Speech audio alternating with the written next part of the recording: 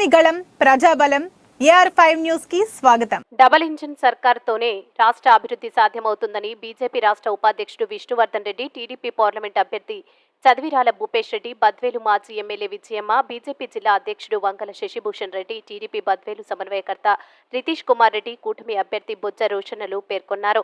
కడప జిల్లా బద్వేలు పట్టణంలోని స్థానిక టీడీపీ కార్యాలయంలో విలేకరుల ఆత్మీయ సమావేశం నిర్వహించారు. ఈ సందర్భంగా వారు మాట్లాడుతూ, మంగళవారం బద్వేలు కేంద్ర రక్షణ శాఖ మంత్రి రాజ్నాథ్ సింగ్ పర్యటన జరగాల్సి ఉందని, అయితే వారికి అనారోగ్య కారణంగా బద్వేల్ ప్రోగ్రాం క్యాన్సిల్ అయిందని, అన్యత భావించవద్దని వారు పేర్కొన్నారు. రాష్ట్రం అభివృద్ధి చెందాలంటే డబుల్ ఇంజిన్ సర్కార్తోనే అది సాధ్యమవుతుందని, ఈ నెల 13న జరగబోయే సార్వత్రిక ఎన్నికల్లో ప్రతి ఒక్కరూ ఓటమి బలపరిచిన అభ్యర్థులను అత్యధిక మెజార్టీతో ఓట్లతో గెలిపించాలని వారు పేర్కొన్నారు. ఈ కార్యక్రమంలో తెలుగుదేశం, జనసేన, బీజేపీ ముఖ్య నేతలు, కార్యకర్తలు, పెద్ద ఎత్తున ప్రజలు పాల్గొన్నారు. కడప అన్నమయ్య జిల్లాల incharge Hridaynath, AR5 news Kadapa జిల్లా స్టాఫ్ రిపోర్టర్ ఎం రామచంద్రయ్య, రిపోర్టర్ జయగురయ్య.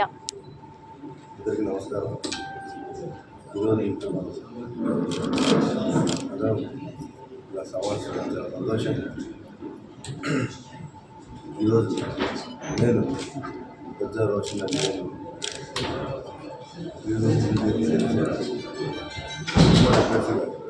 ఇక్కడ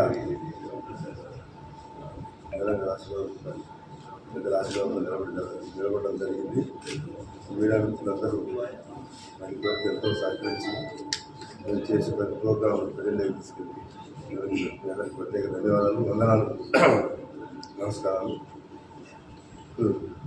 మేము ప్రజల్లో ఈ 5 సంవత్సరాల్లో జరిగిన అభివృద్ధి పనులు చూసినాము. ప్రజల్లోకి వెళ్ళాము, ప్రజల్లో చూసినాము. అక్కడ రకరకాల సమస్యలు, ప్రజలు ఎదుర్కొన్న సమస్యలను నోట్ చేశాము. కనీసం విజయపట్నంలో సామాన్యులు కరెంటు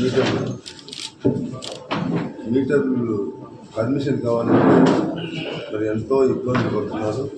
దానికి ఆర్డీఓ పర్మిషన్ అంటే అక్కడ ఆర్డీఓ ఆఫీస్కి వెళ్ళిపోతే ప్రజలు మొత్తం తెచ్చి మొత్తం చెల్లించాల్సిందని మేము ప్రజానికి వెళ్ళారు. ప్రజలు మా దృష్టికి తీసుకొచ్చారు.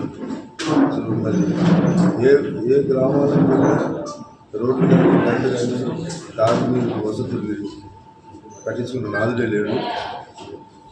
సో ఇలాంటి సమస్యలన్నీ ఉన్నప్పటికీ మేము వెళ్ళినప్పుడు ప్రజలు మమ్మల్ని ఎంతగానో ఆదరించి విశేషమైన స్పందన మా వైపు చూస్తున్నారు. కాబట్టి మేము ప్రజాస్పందన చూసి బాబు గారి ఆలోచించాలను మేము ప్రజల్లోకి తీసుకెళ్తూ రానున్న కాలంలో మేము NDS ఉమ్మడి సర్కారు గెలవబోతుంది 10 సీట్లు అని చెప్పడం నాకు ఎలాంటి సందేహం లేదు. ఆయన మోడీ గారు ఇక్కడ రాష్ట్రంలో చంద్రబాబు నాయుడు గారి సర్కారు వస్తే మన 10,000 నియోజక అభివృద్ధికి నిధులు విశేషంగా మనకి ఇస్తారని మన నియోజకవర్గంలో సమస్యలను పరిష్కరించుకోవాలని ఆశాభావం వ్యక్తం చేస్తున్నాం. కాబట్టి మన 10,000 నియోజక ప్రజలందరూ కమలం గుర్తు ఓటు వేసి మరి భూపేష్ అన్న సైకిల్ గుర్తు ఓటేసి గెలిపించాలని మనం చేసుకుంటే మరి మీడియా మిత్రులు ఇంతవరకు నేను తెలుగుదేశం అభ్యర్థి మరి మళ్ళీ ఉమ్మడి అభ్యర్థిగా మారడం వల్ల మీడియా మిత్రులు ఎక్కువ కలవలేకపోయినాను. ఉండే బిజీ తిరగడం వల్ల కలవలేకపోయినాను. అది అనేదా భావించకుండా అయినప్పటికీ మీరందరూ ఎంతో సహకరించి నాకు ఎంతో సహాయం చేసినందుకు మీ అందరికీ ధన్యవాదాలు. ఇప్పటి నుండి కూడా మీ సహకారం నాకు అందించి మీరు ఆశీర్వదించి నాకు ఉమ్మడి అభ్యర్థి నాకు పొలం గుర్తు ఓటేసి తర్వాత భూపేష్ సైకిల్ గుర్తు ఓటేసి ఆశీర్వదించాలని, మీ సమస్యలు ఏదైనా ఉంటే మేము గెలవబోతున్నాం, గెలిచిన వెంటనే మీ సమస్యలను పరిష్కరిస్తామని, మీకు తోడు అండదండగా ఉంటామని సవినయంగా మనం చేసుకుంటూ స్వాగతిస్తున్నాం. ఈరోజు బద్వేల్ నియోజకవర్గ print and electronic media YouTube channels వారందరికీ హృదయపూర్వక నమస్కారాలు తెలియజేసుకుంటూ అందరికీ తెలుసు ఈ సమావేశం ఎందుకు పెట్టాము. మే 13వ తేదీన జరగబోయే ఎన్నికలలో మేము ప్రచారము ఏ విధంగా సాగుతూ ఉంది, ఇక్కడ బీజేపీ అభ్యర్థి బొజ్జా రోషన్న గారు ఏ విధంగా నియోజకవర్గంలో తిరుగుతున్నారు, రానున్న రోజుల్లో ఖచ్చితంగా విజన్ ఉండే నాయకుడు చంద్రబాబు నాయుడు గారిని ముఖ్యమంత్రి చేసుకోవాలంటే ఖచ్చితంగా భారతీయ జనతా పార్టీ అభ్యర్థి బొజ్జా రోషన్న గారిని ఇక్కడ గెలిపించుకోవాలా ఖచ్చితంగా. అట్లనే ఎన్డీఏ కూటమిలో భాగస్వామ్యం అయిన తర్వాత భారతదేశాన్ని ప్రపంచ దేశాల్లో 5వ స్థానంలో నిలబెట్టారు ప్రధాని నరేంద్ర మోడీ గారు. కాబట్టి డబుల్ ఇంజిన్ సర్కార్ రావాలంటే తెలుగుదేశం పార్లమెంట్ అభ్యర్థిగా నేను పోటీ చేస్తాను భూపేష్. ఖచ్చితంగా మా ఇద్దరి గెలుపు కడప జిల్లాకు చాలా అవసరం. ఎందుకంటే 30 ఏళ్ళ నుంచి ఒకటే కుటుంబం ఎంపీగా ఆధిపత్య పోరు కొనసాగిస్తూ ఉంది. ఈ ఆధిపత్య పోరుని మనం ఖచ్చితంగా గద్దెదించాలా. మనం ఖచ్చితంగా ఈరోజు మార్పు రావాలా కడప జిల్లాలో అంటే ఖచ్చితంగా మనం ఈరోజు ఈ కార్యక్రమాన్ని ఎంత విజయవంతం చేస్తే తెలుగుదేశం పార్టీ అటు సైడు బద్వేల్లో భారతీయ జనతా పార్టీ జెండా ఎగరేయాలి. ఈ 2 కార్యక్రమాలను మేనిఫెస్టోను ఏ విధంగా మనం ప్రజల్లోకి తీసుకుని వెళ్తున్నాం అనేది మీ అందరికీ తెలిసిన విషయమే. దాదాపు ఒక నెల రోజుల నుంచి ఈరోజు ప్రతి విషయంలో ఈ ప్రభుత్వం ఫెయిల్యూర్ అయిపోయింది. ఈరోజు లాస్ట్కి రైతులకు మోటార్లకు మీటర్లు బిగియడం, అట్లనే వాళ్ళ ల్యాండ్ టైటిలింగ్ యాక్ట్ అని అది కూడా భూమి జగనన్న సురక్ష అని చెప్పి ఒక ల్యాండ్ టైటిలింగ్ యాక్ట్ తీసుకొని రావడం జరిగింది. ఇది రైతులకు ఖచ్చితంగా నల్ల చట్టం లాంటిది.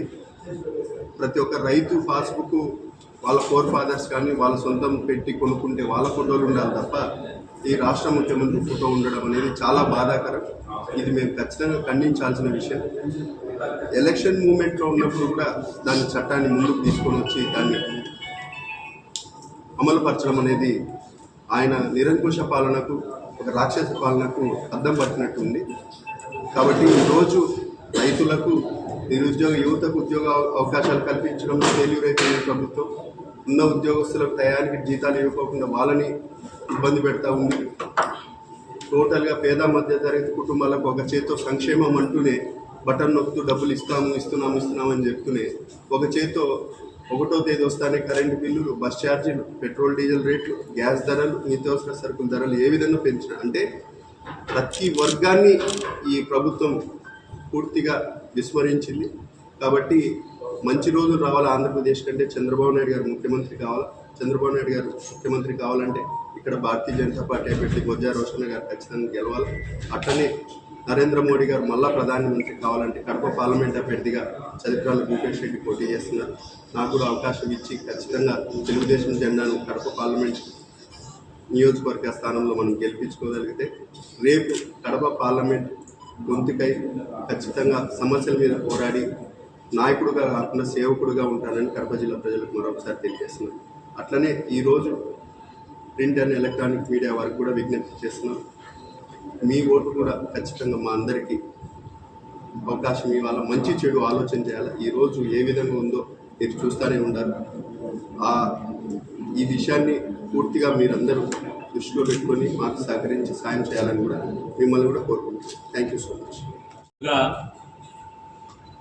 పెద్దలు, కడప జిల్లాలో అనేక సంవత్సరాల రాజకీయంగా ఈ ప్రాంత అభివృద్ధికి కృషి చేసినటువంటి కుటుంబం నుంచి మాజీ ఎమ్మెల్యేగా పనిచేస్తున్నటువంటి సోదరి ఈరోజు భారతీయ జనతా పార్టీ, తెలుగుదేశం, జనసేన కూటమి నుంచి అభ్యర్థులుగా పోటీ చేస్తున్నటువంటి బీజేపీ అభ్యర్థి రోషన్ గారు, అదేవిధంగా ఉమ్మడి ఎన్డీఏ తెలుగుదేశం పార్టీ అభ్యర్థి భూపేష్ రెడ్డి గారు, అదేవిధంగా తెలుగుదేశం పార్టీ రాష్ట్ర నాయకులు రితేష్ గారు, బీజేపీ రాష్ట్ర నాయకులు జిల్లా అధ్యక్షులు శశిభూషణ్ రెడ్డి గారు, అదేవిధంగా సుబ్బరాయుడు, స్థానిక ఉన్నటువంటి 3 పార్టీలకు సంబంధించినటువంటి నాయకులందరికీ కూడా ఈరోజు ప్రధానంగా బద్వేల్లో జరిగేటువంటి ఒక బహిరంగ సభకు కేంద్ర రక్షణ శాఖ మంత్రి రాజ్నాథ్ సింగ్ గారు చివరి నిమిషంలో అనారోగ్యం కారణంగా వారి పర్యటన రద్దయింది. దానికి సంబంధించినటువంటి గత 4-5 రోజులుగా ఏర్పాట్లు చేయడం జరిగింది. దీన్ని అధికారికంగా ప్రకటించడం కోసం, స్థానికంగా ఉన్నటువంటి అంశాలు మాట్లాడడం కోసం ఈరోజు ఇక్కడికి రావడం జరిగింది. ఈరోజు జరుగుతున్న ఎన్నికలకు సంబంధించినటువంటి విషయంలో ఆంధ్రప్రదేశ్లో దేశంలో నరేంద్ర మోడీ గారు 3వసారి ప్రధానమంత్రి కాబోతున్నారు. అనేక రాష్ట్రాల్లో ఎన్డీఏ ప్రభుత్వాలు ఏర్పడుతున్నాయి. ఈ దేశంలో డబుల్ ఇంజన్ సర్కారులు ఉన్నటువంటి రాష్ట్రాల్లో మాత్రమే అభివృద్ధి జరుగుతుంది. ఆంధ్రప్రదేశ్లో కూడా బీజేపీ, తెలుగుదేశం, జనసేన ఎన్డీఏ ప్రభుత్వం ఏర్పడాలని పెద్ద ఎత్తున గత వారం 10 రోజులుగా ఈ రాష్ట్రంలో ఒక రాజకీయ మార్పు ప్రారంభమైంది. ఇందులో భాగంగా ప్రజలు మార్పు కోరుకున్న తర్వాత ఇది కడప జిల్లానా, శ్రీకాకుళమా అనేటువంటి ప్రజలకు సంబంధం లేనటువంటి అంశం. ఎందుకంటే గత 2 దశాబ్దాలుగా మనం గమనిస్తే కడప జిల్లాలో కూడా నాడు నేషనల్ ఫ్రంట్కి సంబంధించినటువంటి ప్రభుత్వం కానీ, దేశంలో అటల్ బిహారీ వాజ్పేయి గారు ప్రధానమంత్రిగా ఉన్న సందర్భంలో కానీ ఎన్డీఏకి పెద్ద ఎత్తున మద్దతు ఇచ్చినటువంటి జిల్లాల్లో కడప కూడా ఒకటి ఉంది. రాజకీయంగా చైతన్యం కలిగినటువంటి కడప జిల్లాలో కూడా ఖచ్చితంగా బీజేపీ ఎమ్మెల్యే అభ్యర్థి, అదేవిధంగా ఎన్డీఏ ఎంపీ అభ్యర్థి కూడా ప్రజలు పెద్ద ఎత్తున మద్దతు ఇస్తున్నారు. ఆంధ్రప్రదేశ్ రాజకీయాల్లో కూడా ఎన్డీఏ సర్కార్ 2014లో ఇది ఒక విన్నింగ్ కూటమి. ఈరోజు కూడా నరేంద్ర మోడీ గారి దేశంలో ప్రధానమంత్రి అయితే 3వసారి అవుతున్న సందర్భంలో ఆంధ్రప్రదేశ్లో కూడా పెద్ద ఎత్తున నిధులు వస్తాయి. ఈ రాష్ట్రం అభివృద్ధికి ఉపయోగపడుతుంది. కాబట్టి దక్షిణాది రాష్ట్రాల్లో కర్ణాటక కానీ, తమిళనాడు కానీ, తెలంగాణ కానీ ఫలితాల తర్వాత ఆంధ్రప్రదేశ్లో కూడా ఒక రాజకీయ మార్పు ప్రారంభమైంది. ఖచ్చితంగా ఈ ఎన్నికల్లో ఎన్డీఏ కూటమి విజయవంతంగా అధికారంలోకి రాబోతుంది. కాబట్టి ఈ ప్రాంతంలో ఉన్నటువంటి ప్రజలు, రాయలసీమ ప్రాంతానికి జగన్మోహన్ రెడ్డి గారు ముఖ్యమంత్రిగా ఈ ప్రాంతానికి నేను ఇది చేశానని చెప్పేటువంటి పరిస్థితి లేదు. రెండోది, ఈ ప్రాంతంలో ఉన్న రైతులు కానీ, ఈ ప్రాంతంలో ఉన్నటువంటి వ్యవసాయ కూలీలు కానీ పక్క రాష్ట్రాలకు తరలిపోతున్నారంటే ముఖ్యమంత్రి సొంత జిల్లాలో కానీ, ముఖ్యమంత్రి సొంత పార్లమెంట్లో కానీ, ముఖ్యమంత్రి సొంత ప్రాంతమైన రాయలసీమలో కానీ అభివృద్ధి జరగలేదనేటువంటి విషయం స్పష్టంగా కనపడుతుంది. వైఎస్ఆర్ కాంగ్రెస్ పార్టీ నేతలు కానీ, లేదా 5 సంవత్సరాల అధికారానికి సంబంధించిన అంశాలు కానీ మాట్లాడుతున్న సందర్భంలో మేము ఈ సాగునీటి ప్రాజెక్టు పూర్తి చేశాము, మేము ఈ జాతీయ రహదారికి సహకారం అందించాము, ఈ నూతన రైల్వే లైన్ తీసుకొచ్చాము, ఇన్ని లక్షల ఉద్యోగాలు ఫ్యాక్టరీల ద్వారా తీసుకొచ్చాము, పారిశ్రామికంగా ఇంత అభివృద్ధి జరిగిందని ఇప్పటి వరకు ఒక ఎమ్మెల్యే కానీ, లేదా వైఎస్ఆర్ కాంగ్రెస్ పార్టీ మంత్రులు కానీ, ముఖ్యమంత్రి కానీ చెప్పేటువంటి పరిస్థితి లేదు. రెండోది, వైఎస్ఆర్ కాంగ్రెస్ పార్టీ ఒక్కటే ఒక అజెండాతో ఓట్లు అడుగుతుంది. మేము సంక్షేమానికి డబ్బులు ఇచ్చాము, సంక్షేమానికి డబ్బులు ఇచ్చాము కాబట్టి మాకు ఓట్లు వేయండి అని అడుగుతున్నాడు. వైఎస్ఆర్ కాంగ్రెస్ పార్టీకి ఒక విషయాన్ని అడుగుతున్నా, దేశంలో నరేంద్ర మోడీ గారు సంక్షేమానికి డబ్బులు ఇవ్వలేదా? గత 3 సంవత్సరాలుగా ఉచితంగా రేషన్ ఇస్తుంది నరేంద్ర మోడీ గారు కదా. జలజీవన్ మిషన్ ద్వారా కేంద్రం ఇచ్చేటువంటి నిధులు ఆంధ్రప్రదేశ్లో ఇస్తున్నాయి కదా. మీరు చెప్తున్న అధునాతమైనటువంటి స్కూళ్లకు, లేదా మీరు చెప్తున్నటువంటి యొక్క పాఠశాలలకు అభివృద్ధికి డబ్బులు ఇచ్చింది కేంద్రమే కదా. లేదా ఈరోజు జాతీయ రహదారులు మొత్తం ఆంధ్రప్రదేశ్లో మీరు గమనిస్తే కేంద్రం ఇచ్చిందే కదా.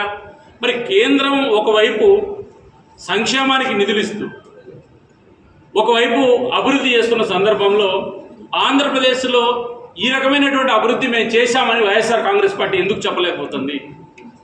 ప్రజల సొమ్ముతోటి ప్రజలకు ఇచ్చేది గొప్ప, ప్రజల సొమ్ముతో ప్రజలకు ఇచ్చేది సంక్షేమం అనుకుంటే ఎవరైనా ఇవ్వగలుగుతారు. దానికి అధికారమే అవసరం లేదు. స్వచ్ఛంద సంస్థ కూడా చేయగలుగుతుంది ఆ పని. ఈ రాష్ట్ర ప్రజలు అధికారం ఇవ్వాల్సిన అవసరం లేదు.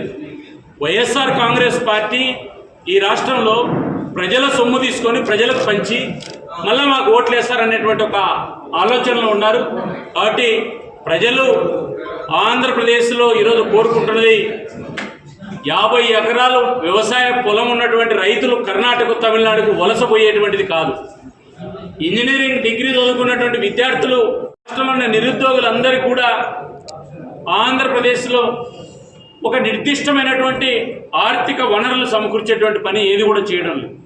కాబట్టి ఖచ్చితంగా డబుల్ ఇంజన్ సర్కార్ ఒక్కటే దీనికి మార్గం. బీజేపీ అధికారంలోకి వస్తేనే, ఎన్డీఏ అధికారంలోకి వస్తేనే ఈ రాష్ట్రం ముందుకెళ్తుంది. కాబట్టి మాకు విశ్వాసం ఉంది. ఆంధ్రప్రదేశ్లో నరేంద్ర మోడీ గారు ఎన్నికల ప్రచారం తర్వాత, అమిత్ షా గారు ఎన్నికల ప్రచారం తర్వాత ప్రజలు పెద్ద ఎత్తున ఎన్డీఏకి మద్దతు ఇస్తున్నారు. ఇక్కడ అభ్యర్థులను కూడా గెలిపించాలని చెప్పి బీజేపీ నుంచి విజ్ఞప్తి చేస్తున్నాం.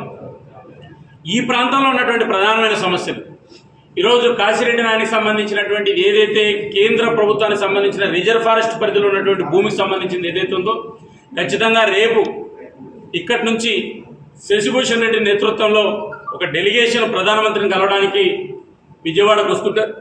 రేపు ప్రధానమంత్రిని కలిసి ప్రధానమంత్రి గారికి ఆ సమస్యను కూడా వివరించడం జరుగుతుంది. అంతేకాకోకుండా ఈరోజు ఈ రాయలసీమ ప్రాంతానికి సంబంధించినటువంటి పారిశ్రామికంగా పెద్ద ఎత్తున సహకారం అందించేదానికి సంబంధించి కూడా ఈ ప్రాంతంలో ఒక పరిశ్రమ సంబంధించిన అంశాన్ని కూడా బీజేపీ, తెలుగుదేశం, జనసేన, ఎన్డీఏ అధికారంలోకి వస్తే ఈ ప్రాంతం మీద దృష్టి పెట్టడం జరుగుతుంది. అనేక రకాలైన మానవ వనరులు కలిగినటువంటి ఈ ప్రాంతం ఈరోజు అభివృద్ధికి నోచుకోవడం లేదు. సెంటిమెంట్ పేరు మీద, ఈ ప్రాంతం పేరు మీద, కులాల పేరు మీద, మతాల పేరు మీద మాకు ఓట్లు వేస్తారని చెప్పి వైఎస్ఆర్సీపీ భ్రమల్లో ఉంది. కాబట్టి చదువుకున్నటువంటి వాళ్ళు కానీ, విజ్ఞులు కానీ ఖచ్చితంగా నరేంద్ర మోడీ గారు ఎన్డీఏకి ఆంధ్రప్రదేశ్లో ఈరోజు ఓటేయాల్సిన పరిస్థితుంది. ఈ ఫలితాలు కడప జిల్లాల నుంచి ప్రారంభమైతే ముఖ్యమంత్రి సొంత నియోజకవర్గం నుంచినే ప్రారంభమవుతాయి. కాబట్టి ఈ ప్రాంతంలో ప్రత్యేకంగా ఉన్నటువంటి సమస్యలు ఏవైతే ఉన్నాయో, ఈ నియోజకవర్గంలో ఉన్న ప్రత్యేక సమస్యలు ఏవైతే ఉన్నాయో వీటిని కూడా ప్రధానమంత్రి దృష్టికి తీసుకెళ్లడం జరుగుతుంది. పరిష్కారానికి ముందుకెళ్తాం. రెండోది, విద్యావంతుడు, చదువుకున్నటువంటి, ఒక ఉన్నత ఉద్యోగాన్ని వదిలినటువంటి రోషన్న గారి పట్ల పెద్ద ఎత్తున స్పందన ఉంది. అంతకంటే కూడా ఈ ప్రాంతంలో అనేక సంవత్సరాలు ఈ నియోజకవర్గానికి రాజకీయంగా ఇక్కడ ఉన్నటువంటి రూపేష్ కానీ, వాళ్ళ కుటుంబం కానీ ప్రజలకు అందుబాటులో ఉన్నటువంటి కుటుంబం. ఎవరైతే ఈరోజు వీరి మీద పోటీ చేస్తున్నటువంటి అభ్యర్థి ఎవరైతే ఉన్నారో వారికి అవకాశం ఇచ్చారు, వారి కుటుంబానికి అవకాశం ఇచ్చారు. ఇక్కడ వచ్చిన మార్పు ఏం లేదు. వాటి ఖచ్చితంగా ఎన్డీఏ కూటమికి యువకుడు, ఎంపీగా పోటీ చేస్తున్నటువంటి మిత్రుడు, రాజకీయంగా చైతన్యం కలిగినటువంటి విద్యావంతుడు, వాటి పార్లమెంట్లో కూడా ప్రజలు పెద్ద ఎత్తున ఇక్కడ మద్దతు ఇస్తున్నారు. వాటి ఎన్డీఏకి మద్దతు ఇవ్వమని చెప్పి ఈ ఇద్దరిని కూడా గెలిపించాలని చెప్పి కోరడం జరుగుతుంది. Thank you.